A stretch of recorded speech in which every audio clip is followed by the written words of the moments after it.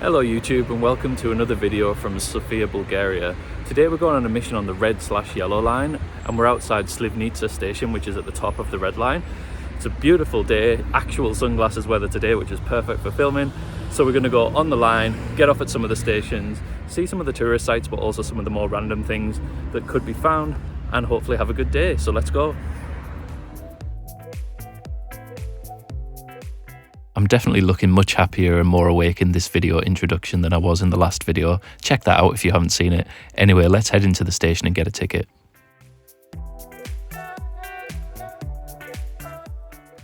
As in all the subway videos from Sofia, I'm using the 4 leva ticket, which is about £2, a little bit less than £2 in today's exchange rate.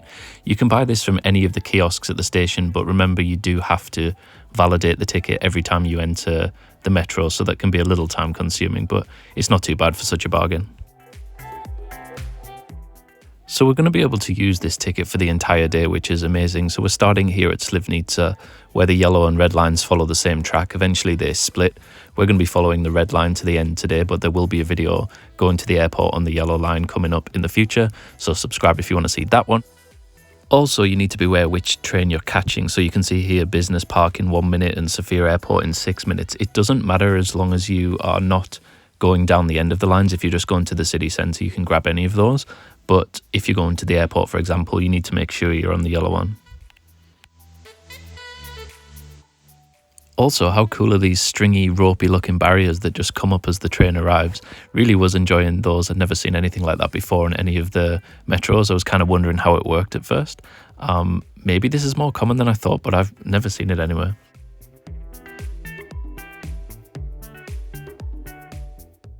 Feel free to let me know in the comments if there are any other cities with similar barriers to that. Here's also a line map of some of the stations that we're going to be hitting today on this trip.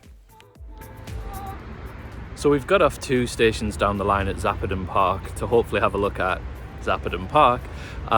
It's not immediately obvious, maybe I came out the wrong exit. All I can see so far is a mega mall. So I might have to go and check out the mega mall, get some food, and then have a look for Zappadon Park.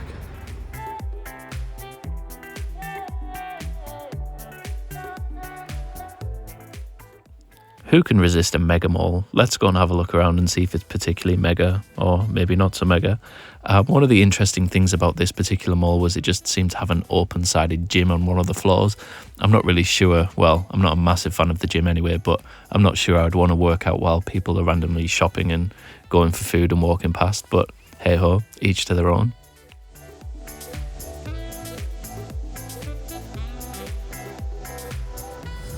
Whew. The mega mall was hot. Whew, the heating was way too high in there. Absolutely wild. Right, we're going to try and find Zappadon Park. I don't know whether it's a park, as in like, it looks like a park, it's an official park, or whether it's just a big old field, but I think it's this way. So let's have a look.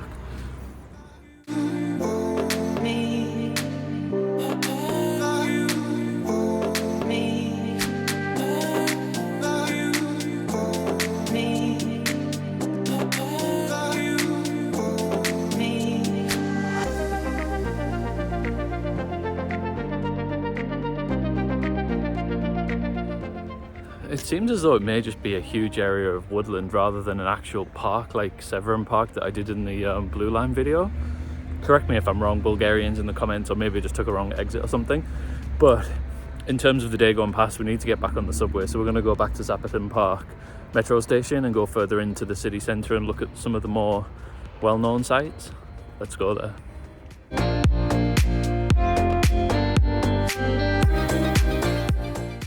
So definitely not as successful as my excursion to Severin Park in the Blue Line video. If you do want to see a very nice park, feel free to have a look at that video on the channel as well. Anyway, back to the subway to go towards the city centre.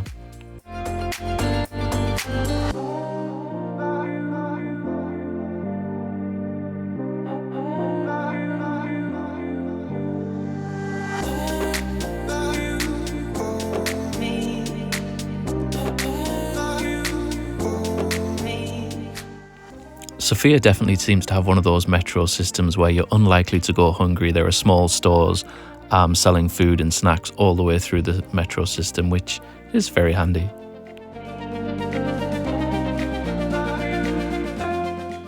Here we are getting off at Opolchenska station for a mooch through the city centre.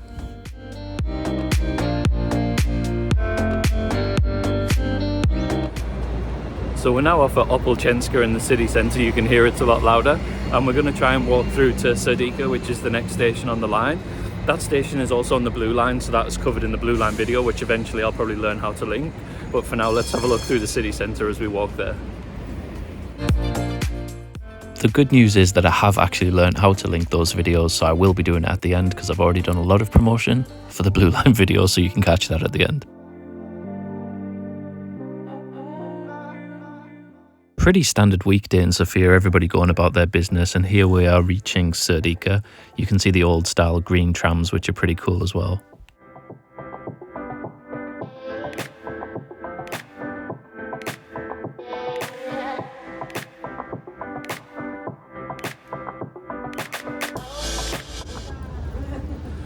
Right, we're on an absolute mission before it gets dark to see some more of the main sites in the city centre, particularly the Alexander Nevsky Cathedral.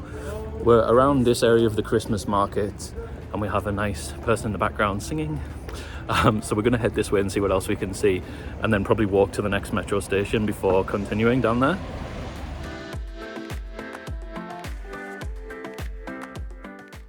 The weather's still looking pretty decent here, but as you follow the channel more, and if you watch more of the videos, you'll find I'm such a night owl, and I always start the videos too late, particularly in winter, so I'm running around in the afternoon after getting up at lunchtime, going for a Starbucks, all of those kind of things. Any Bulgarians who have been commenting so far, it's been really useful on the videos, so if you have any details about some of the things that are seen here, those would also be gratefully appreciated in comments.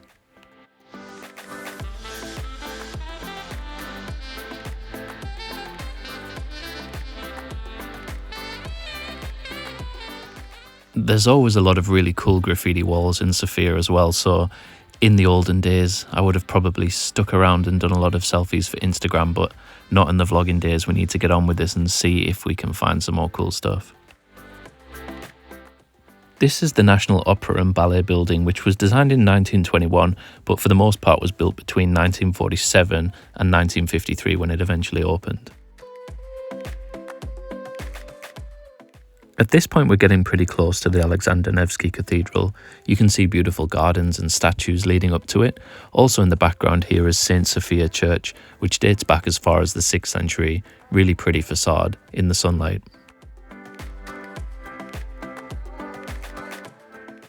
And here's the main event coming up into view, but before we do that, let's go across the road and have a look at these random market stalls.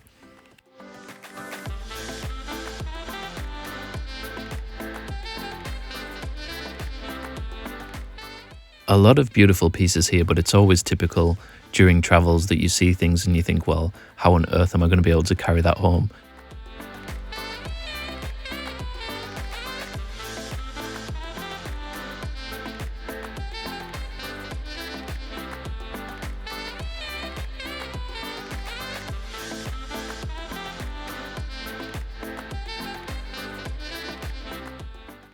This is the monument of Bulgarian volunteers to commemorate those who fought with the Russian army against Ottoman Turkey in the Bulgarian Liberation War of 1877 to 1878.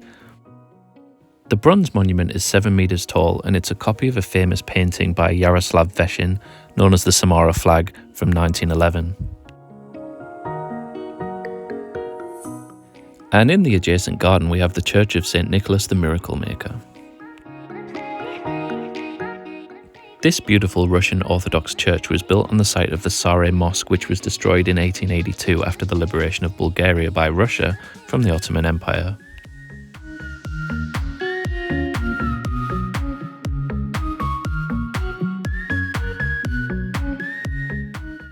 Now let's head over to the Alexander Nevsky Cathedral and have a look at some of the stunning architecture from the outside.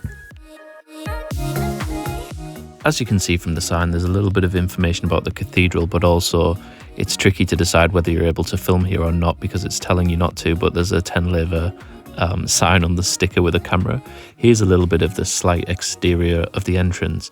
Inside, it seemed as though there were mainly people just trying to make sure you weren't filming, and it wasn't obvious where you could pay to film. but I would highly encourage a trip inside because it is stunning. It's really actually very dark, and there are a lot of candlelit chandeliers which just provides a haunting atmosphere and feel. I'm not sure how well it actually would have come out on film anyway because of how dark it was, but massively worth a visit if you can go there and go inside.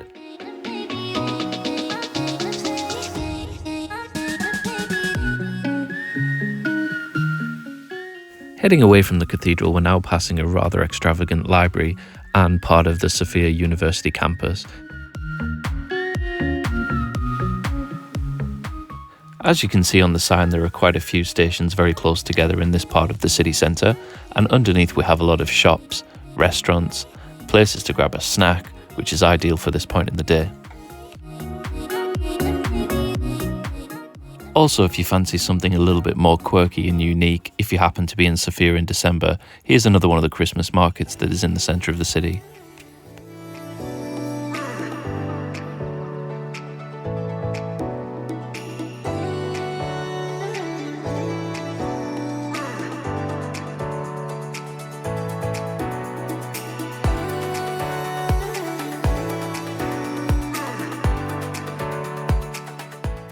For me, this was a really nice place to come at this time of the year because it's somewhere that wasn't overrun with tourists and it wasn't too busy, so you can see a lot of stuff in peace and just enjoy it without crowds everywhere.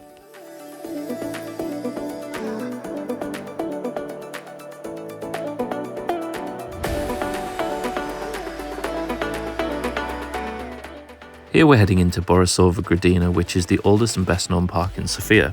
Its construction and arrangement began in 1884.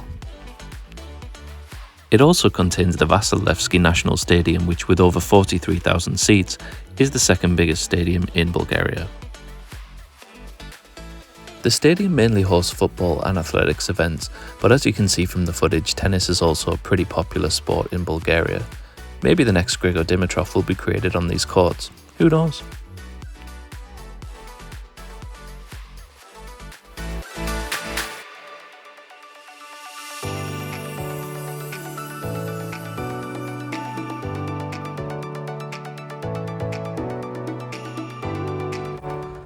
So yet another huge park to get lost in. Football stadiums, tennis clubs, all sorts in this. But we're going to go back to the subway or the metro now because we haven't been on there for a while, and go through the last few stations towards Business Park at the end of the red line. Presumably it's a park with businesses, we'll see. And then we'll finish up that video there. Someone was definitely getting pretty cold and tired by this point in the video. I think the original plan was to walk across the park to the next subway station or metro station, but that ended up not happening because it was going to take far too long to get there.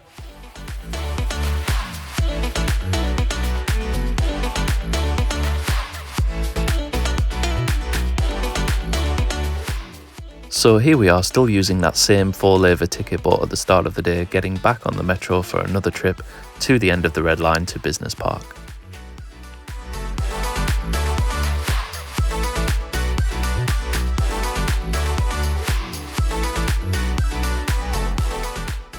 Obviously, this is also the point where when you're coming out of the city centre and heading either to Business Park on the red line or to the airport on the yellow line, you need to make sure that you have changed and that you're on the correct part of the line or the correct train, otherwise you're going to go in the wrong direction.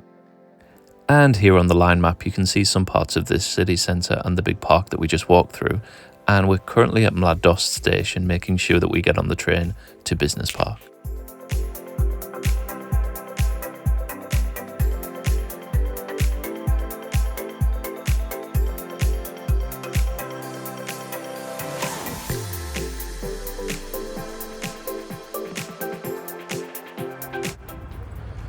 So we made it to the final station, Business Park, and as you might imagine from the name, it's basically an edge of town business park.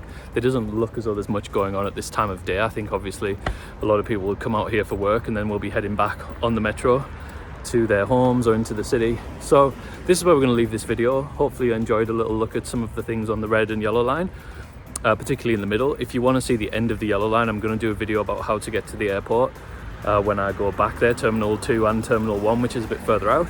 So if you enjoyed the video, hit like, hit subscribe, hit the bell, just hit everything on your screen, and I'll see you in the next video.